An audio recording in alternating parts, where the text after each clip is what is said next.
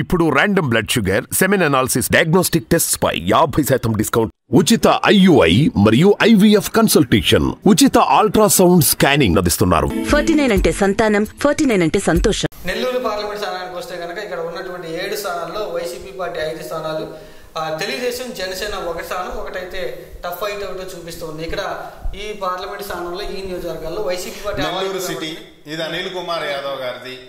So ultimate గా ఇది వ్యతిరేకత ఎదుర్కొంటున్న 26 ఉంది కాబట్టి ఇక్కడ టీడీపీ జనసేన రాసేశారు.